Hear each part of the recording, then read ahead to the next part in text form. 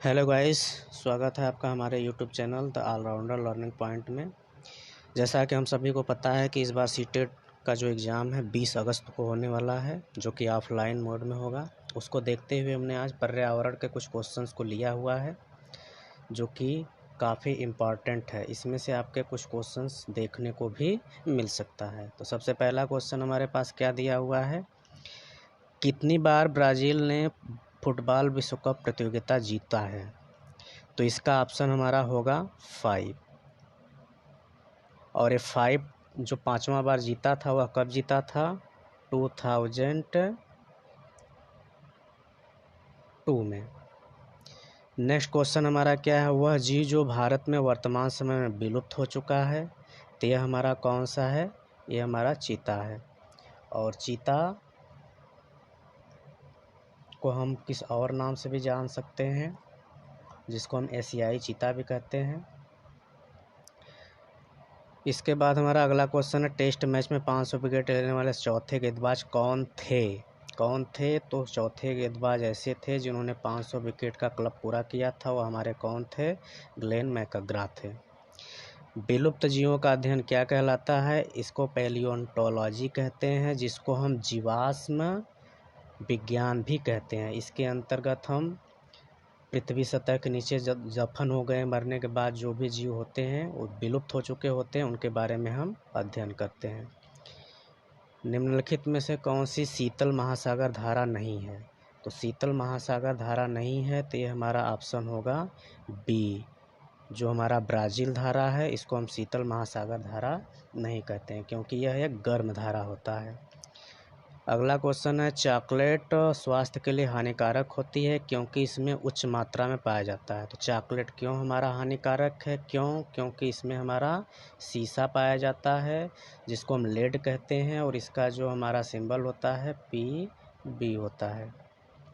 अगला क्वेश्चन, निम्नलिखित में से कौन एक कीटभक्षी पौधा है? कीटभक्षी का मतलब होता है जो कीड़ों को खाता है। तो यह हमारा होता है, इन चारों ऑप्शन में से हमारा होगा नेफेंथीज।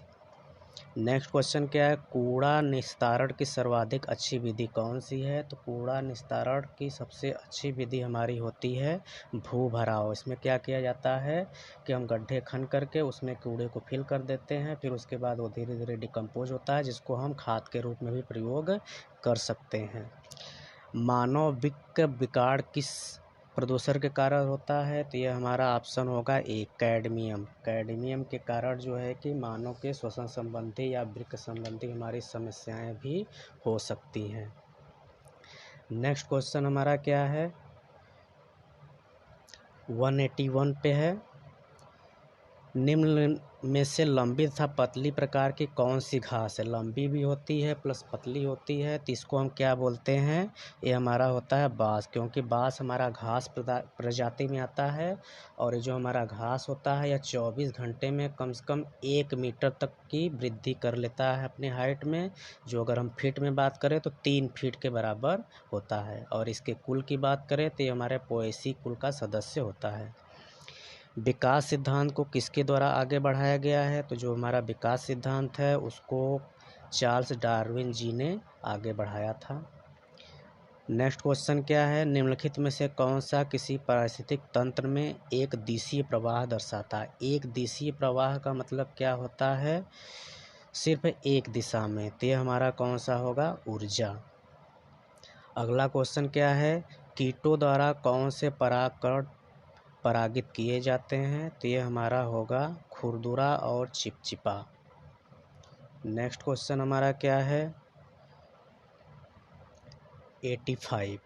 इसमें हमारा क्या है, इसमें हम देखते हैं निकिल जो धातु से कौन सा रोग होता है? तो जो हमारा निकिल धातु होता है उससे हमें एलर्जी। तो हमारा जो 85 का है, जिसको हम डर्मेटाइटिस भी कहते हैं, इसके अंतर्गत हमारा क्या होता है, त्वचा हानिकारक निकलधारी किसी वस्तु के जब संपर्क में आती है तो हमारे शरीरों में जो होती हैं खिजली या दाने फुंसी ऐसे या छाले भी हमारे हो जाते हैं।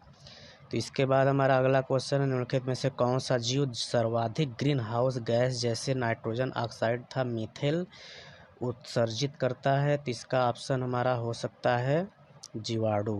तो जीवाणु क्या करता है हमारा, इस प्रकार का गैसों को निष्कासित करता है। अगला क्वेश्चन है, किस वृक्ष की छाल से क्विनोन निष्कर्षण किया जाता है? क्विनोन, तो क्विनोन हमारा होता है सिनकोना। सिनकोना के जो पौधे होते हैं उनकी छाल जो होती है उसी से हमारा निकाला जाता है, और इसका जो प्रयोग होता है मलेरिया जैसे रोगों को उसका जो दवा बनता है उसके लिए प्रयोग भी किया जाता है। इसके बाद नेक्स्ट क्वेश्चन क्या है, मनुष्य किसके द्वारा जीवमंडल में पारिस्थितिक संतुलन बनाए रख सकता है? तो ये हमारा हो सकता है आपका ऑप्शन नंबर डी, जीवों की जो सापेक्ष संख्या के सूक्ष्म संतुलन को समझना और उनको पर्याप्त बनाए रखने से ही हम ऐसी चीज़ें कर सकते हैं। अगला क्वेश्चन क्या है, दो समुद्री भागों को जोड़ने वाले पानी के संकीर्ण विस्तार को कहते हैं? तो इसे हम क्या कहते हैं, जल डमरू मध्य। तो जल डमरू मध्य क्या करता है, यह हमारा समुद्र के दो भागों को जोड़ने वाले को कहते हैं। किसकी कमी के कारण दूध को एक संतुलित आहार नहीं माना जाता है? ऐसा क्या रीज़न है कि नहीं माना जाता है, क्यों?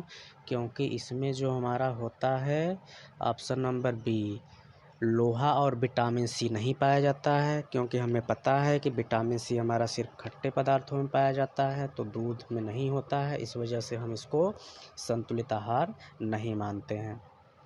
नेक्स्ट क्वेश्चन हमारा क्या है, सुंदरवन के जंगल को क्या कहा जाता है? तो सुंदरवन के जंगल को हम कहते हैं मैंग्रोव।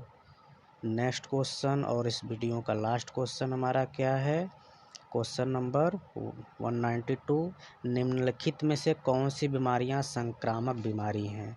तो यह क्या हो सकता है, यह हमारा हो सकता है क्षय रोग भी हो सकता है और मीजल्स भी हो सकता है। तो इसका मतलब कि हमारा जो ऑप्शन सी है, दोनों, सेकेंड और थर्ड। संक्रामक बीमारी क्या होता है, इसके बारे में यह होता है कि जो दूषित हवा, पानी या फिर कोई ऐसा व्यक्ति जिसको हुआ है उसके संपर्क में आने पे फैलता है, जैसे हमारा टीबी और मीजल्स क्या है, ये इसी प्रकार की बीमारी है, अतः ये हमारा संक्रामक बीमारी है। तो वीडियो को लाइक, सब्सक्राइब एंड शेयर कीजिए और अपनी तैयारी को अच्छी प्रकार से रखिए। धन्यवाद।